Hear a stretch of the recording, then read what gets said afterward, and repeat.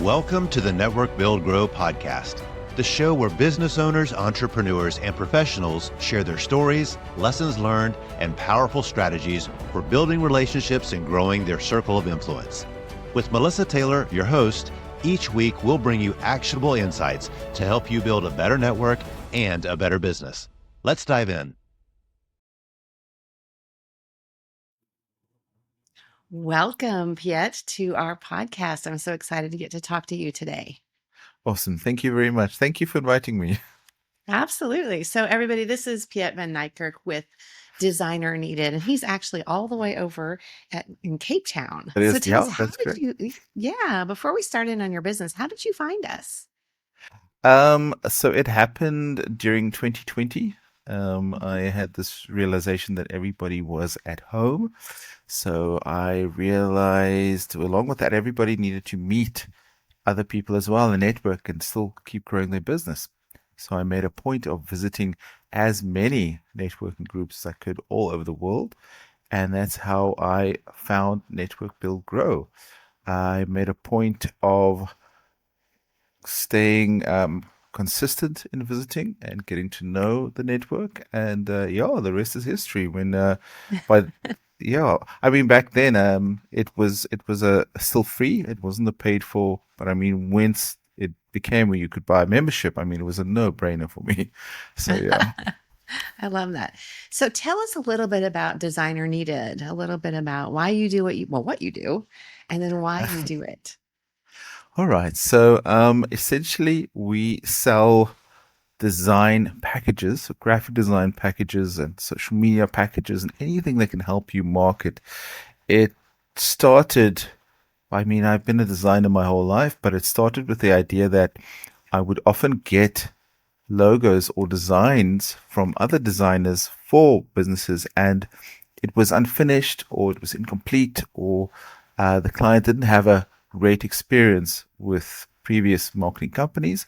So I kind of saw the need for creating packages that allow me to create that brand and its consistency, and make sure that it looks the same throughout, from the website to the social media to the logo to the letterheads and the business card, so that people kind of get to know the brand and do that familiarization immediately.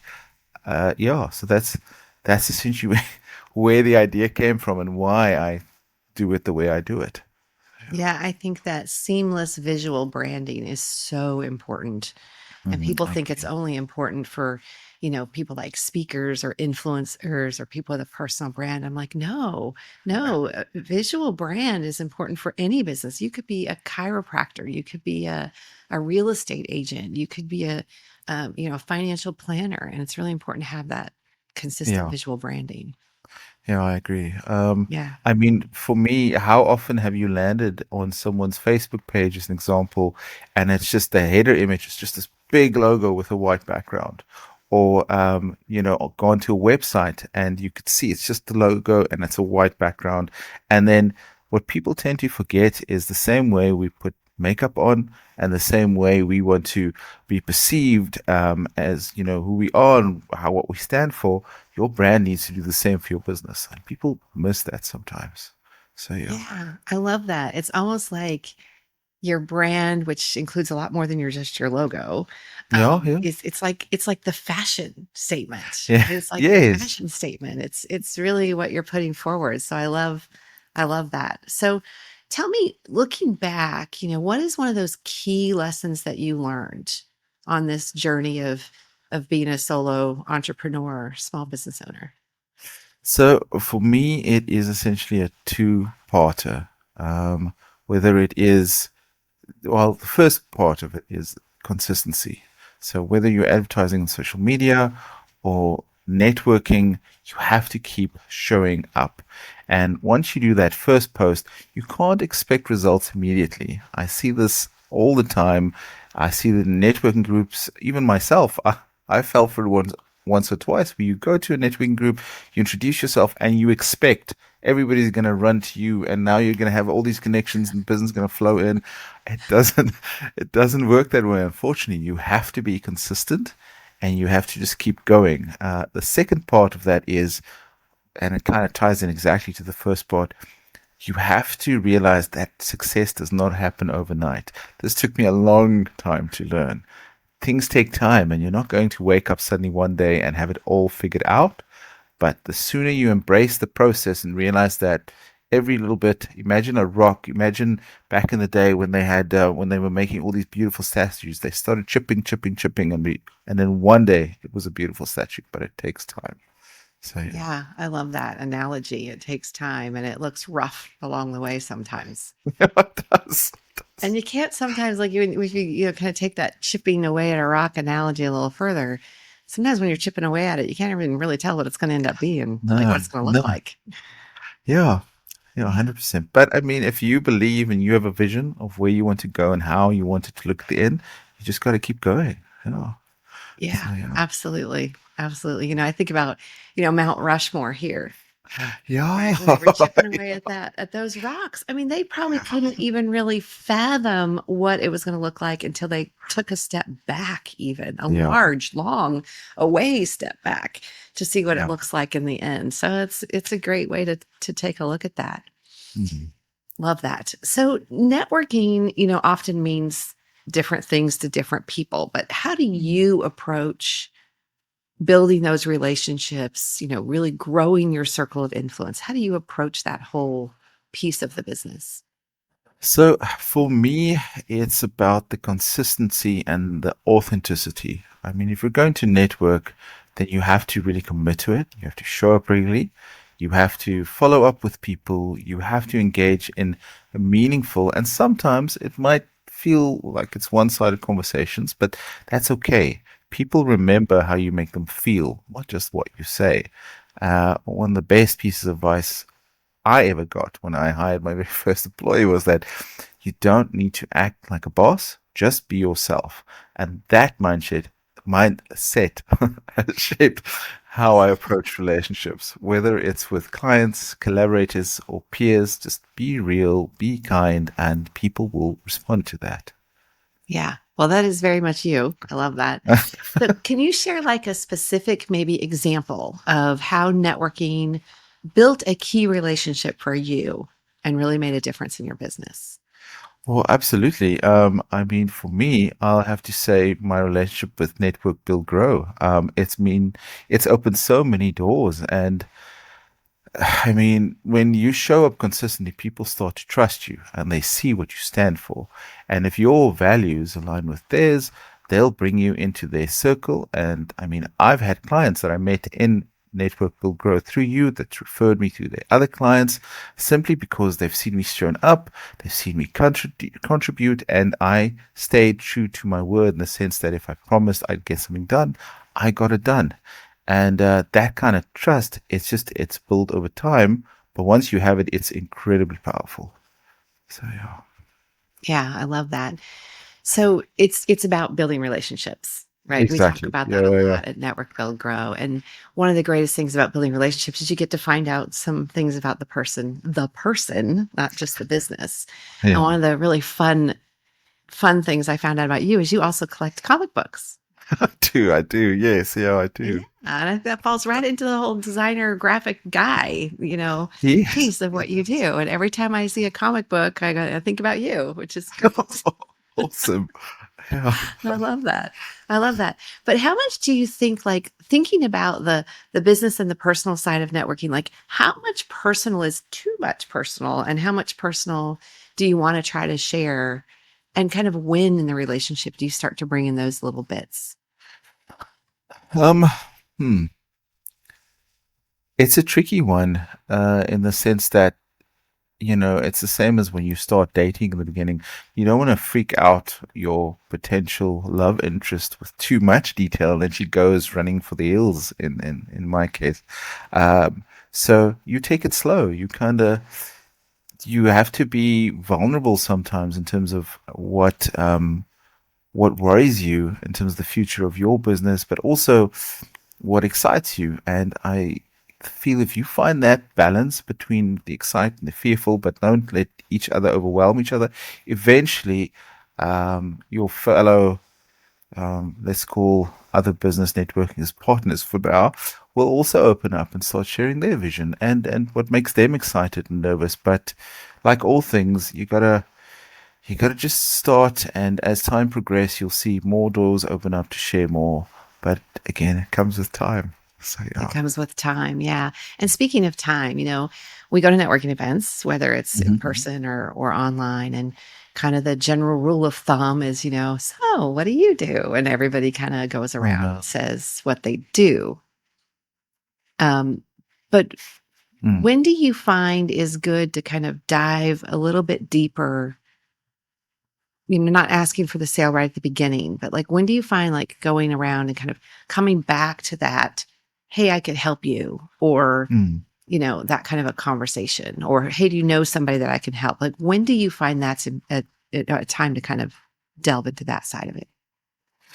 Um, for me, I would say after possibly the second introduction or after a couple of conversations on email. Because yes, like you say, I mean, if you just jump off the bat and start with sales, sales, sales, that immediately puts people off. I mean, even myself, if I just met you and the next thing you ask me, hey, am I interested in this product? That's no, you have to build that trust. And I believe once you build the trust, opportunities will arise if you see there is an opportunity for you there. So, Yeah. Yeah. I think that's great. All right. So let's switch gears a little bit and talk a little okay. bit about tech. Hey, let's talk about tech for a second. How do you keep track of your connections, of your strategic business alliances, your networking efforts? How do you kind of keep track of it so you can build those relationships and nobody falls through the cracks? Um, hmm. Also a tricky one. Funny enough, I have an Excel sheet. So on my Excel sheet, when I meet someone new, I put their name down, or if there is a potential lead in there, I would put the name down, and I would make a point of just following up. I make a point of following up once a week. Um, although in the same notion, after no response of the second, well, after the first week, I would wait about a month and just try one more time, and then you have to let it go because you don't want to be that person who's annoying either in the second part of it. So, yeah, so I make a point of just following. Oh, and LinkedIn. For those who don't, I mean, for me, as soon as I meet someone on a network, even if I don't know them, so if someone likes my post that I haven't met yet, I immediately add them to my network because obviously they're curious about me. Why would they like my post? And then I make a point of, if I meet someone in a networking event online, I make a point of looking for the names and adding them into my LinkedIn. That way, they get to see who I am, get to know me via my social media platforms, so LinkedIn, what I say, and how I feel, and what I do, and then it grows from there. I So, love yeah. that. I think a lot of people overlook LinkedIn or Hmm. any social media platform, whatever one is their primary one for whatever, because people are different, right? There's some people that LinkedIn's the perfect fit. There's some people, their businesses lean towards Instagram and Facebook. But I think a lot of people overlook those Mm. tools. And as a designer, as someone who also does social media management for people and social media posts for people, where do you think people fall down in their networking efforts on those platforms? Like you said, you make an intentional effort to go actually connect with people rather than just like or share their post or just say thanks. But Mm. where do you think people could use those tools better for networking and for their business growth? So I think on each platform it differs ever so slightly. I found that on Facebook, if you have your page and you have 100 followers and you keep posting there, maybe 20% of those 100 followers tend to actually see what you do. Like all things, you gotta put a little bit of money behind it. So especially when it comes to Facebook, I always say just boost your post. I mean, with designer needed, I boost ever so often, but the main thing I find is a lot of people aren't consistent with the posting. So you need to be consistent as well. I mean, we spoke about this right when we started. Be consistent. Realize that on certain platforms, it is going to cost a little bit of extra to get your name out there. I mean, the nice thing about Facebook and Instagram is because they're on Meta, you can get away with something silly like $10 a month and get shown to thousands of people. So yeah. Yeah, I love that. And then you said that you also connect with people. Do you use the personal messaging feature, like the direct message feature in LinkedIn when you're connecting, when you're meeting someone and trying to build that relationship? I do. I always add a note though. Well, no, actually, I don't use the direct messaging because I don't use a premium LinkedIn account, even though I could, but I don't. I find just adding a note to my message is usually enough. And yeah, I'd rather use instead of getting a premium LinkedIn account, I'd rather use that money to maybe boost one of my posts, if anything. So yeah. Yeah, I love that. I love that. All right, great. So let's do some rapid fire networking questions. All right. So I'm going to Okay. ask you a few questions. I have to put on my handy dandy little glasses here because I'm getting old. And I'm just going to have you just the first few things that pop into your mind when we talk about this. Okay. Ready? Okay. Okay. All right. What is one common mistake that people make when they're networking? They try to sell too soon. Yeah, that's definitely, yeah. Like we Yeah. just said, take your time, get to know people, and there will be a space eventually, but you got to realize it's going to take time. So, Yeah. yeah. And you have to remember that selling is also like asking for a referral too soon. Like, I'm not Yeah, going to yeah. refer you till I know you a little bit better. So that's, I always find that one's kind of interesting as well. Okay. All right. When attending an event, either online or in person, do you go for quality or quantity of new connections and why? I go for quality. The reality is, if I'm going to start, let's say I'm at an in-person event, and I start bouncing from people to people to people.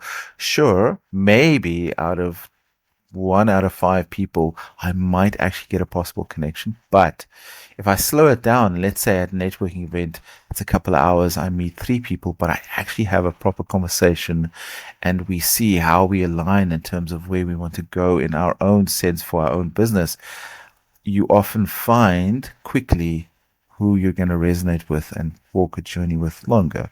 Something that always stands out to me is you you tend to buy or invest in people you like, and we all do that. So yeah, Yeah. Yeah. That is so true. All right, yeah. one last question, then I'll let you go. Which, by the way, I love how you said a proper conversation. I love that.